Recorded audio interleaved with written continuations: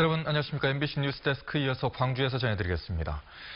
폭염특보가 연일 이어지는 가운데 태풍 종다리의 영향으로 내일은 비가 내리겠습니다. 오늘 광주의 낮 최고 기온은 38.2도, 광양은 37.3도, 나주 37도 등으로 무더운 날씨가 계속되겠습니다. 내일은 태풍의 영향으로 낮부터 밤사이 5에서 20mm 비가 내리지만 더위를 식히지는 못해 35도까지 기온이 오르겠습니다. 기상청은 내일부터 해안을 중심으로 바람이 매우 강하게 불 수 있다며 피서객들에게 주의를 당부했습니다. 40도에 육박하는 무더위가 지속되면서 온열 질환과 가축 폐사 등 폭염 피해가 늘어나고 있습니다.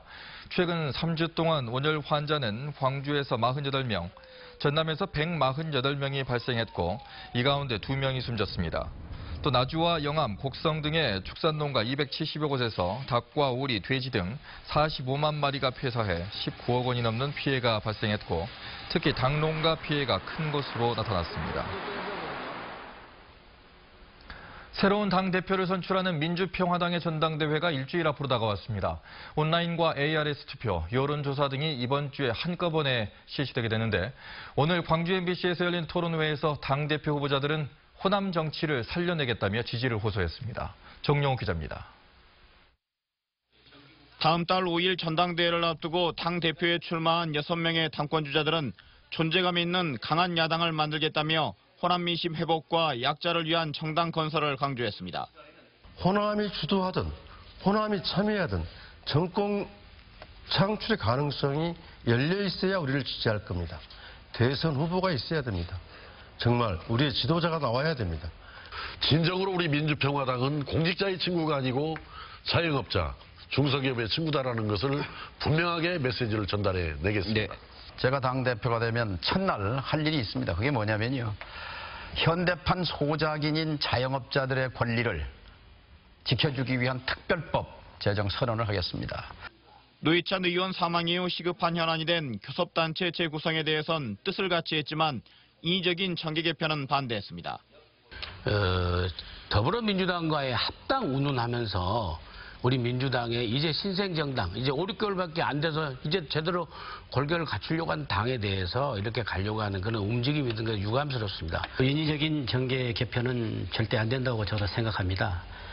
입법 연대를 한다든가 선거구제 개편 등으로 인해서 자연스럽게 정계가 개편되어지는 그날들이 올 것이라고 저는 보고 있습니다. 민주평화당 일각에서는 더불어민주당과 합당이 거론되고 있습니다. 나는 이에 대해 견해가 다릅니다. 민주평화당은 오는 1일부터 나흘 동안 당원들을 대상으로 온라인 투표와 ARS 투표를 진행합니다. 또 일반 국민 2,000명을 상대로 여론조사도 실시합니다. 당원 투표와 국민 여론조사 모두 1명이 2명의 후보를 선택하는 1인 2표제 방식으로 진행되며 당원 투표 90%와 국민 여론조사 10%를 합산해 오는 5일 새 지도부를 선출합니다. MBC 뉴스 정용욱입니다. 더불어민주당 당대표 후보 TV 토론이 다음 달 8월 2일 낮 12시 20분 광주와 목포 여수 MBC에서 생방송으로 진행됩니다. 이번 토론에는 예비 경선을 통과한 송영길 후보와 김진표 후보, 이해찬 후보가 참석해 집권 2기 여당을 이끌어가기 위한 정책과 자질 대결을 펼칩니다. 민주당의 새로운 당대표는 다음 달 25일 전당대회에서 대의원 현장 투표와 권리당원 ARS, 일반 여론조사 결과를 합산해 선출됩니다. 신재생 에너지에 대한 관심이 높아지면서 곳곳에서 풍력발전소 건립이 추진되고 있습니다. 하지만 환경과 주민 생활에 대한 충분한 고려 없이 진행되다 보니까 잡음이 잇따르고 있습니다. 조희원 기자입니다. 뿌리째 뽑힌 나무들이 쓰러져 있고 이곳저곳 파헤쳐진 땅에는 선명한 바퀴 자국이 났습니다. 지난 18일 광양 소재의 한 제조업체가 풍력을 측정하는 계측기를 설치하겠다며 산지를 무단 개발한 모습입니다.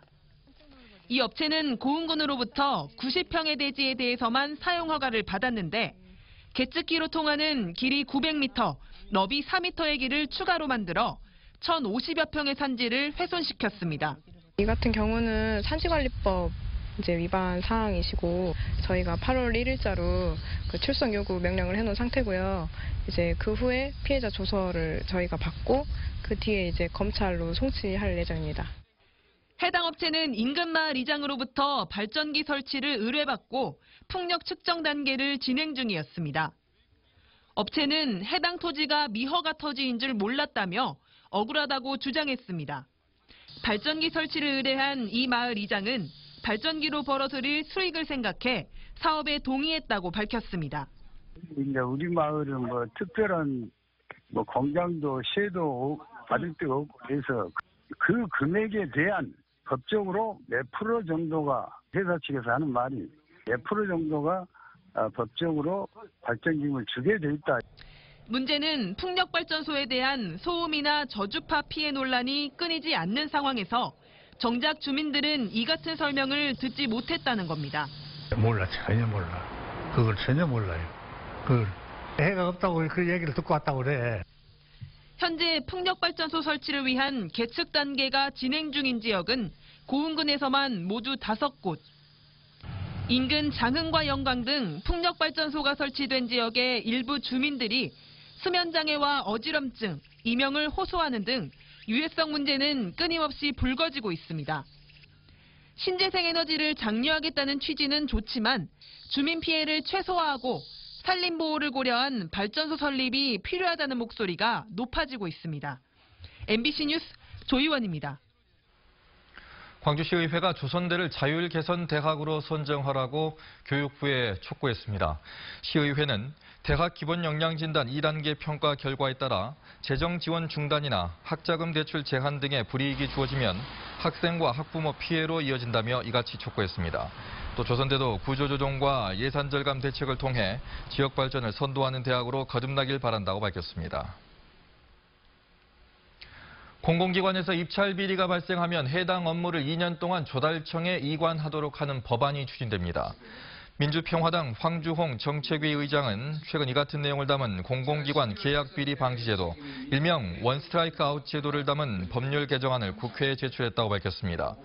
황 의장은 원스트라이크 아웃 제도가 도입돼 있는데도 법이 아닌 규칙에 근거하고 있어서 실효성이 떨어진다며 법률안 개정을 통해 공공기관 계약 업무의 투명성을 높이겠다고 말했습니다.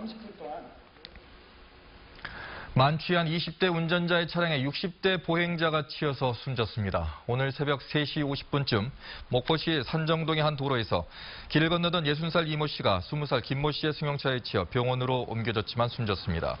경찰은 김 씨가 면허 취소 수준인 혈중 알코올 농도 0.159% 상태에서 운전하다 사고를 낸 것으로 보고 김 씨를 입건해 조사하고 있습니다. 폭염 속에 탈진한 80대가 경찰 항공대에 의해 구조됐습니다. 전남지방경찰청은 지난 26일 오후 3시 45분쯤 장흥군 장평면에서 실종 신고된 88살 김모 씨를 헬기로 수색하던 도중 풀숲에 누워있던 김 씨를 발견했다고 밝혔습니다. 김 씨는 이날 오전 자신의 비닐하우스에 작업을 하러 나갔다 더위에 지쳐 탈진해 있던 것으로 확인됐으며 생명에는 지장이 없는 상태입니다.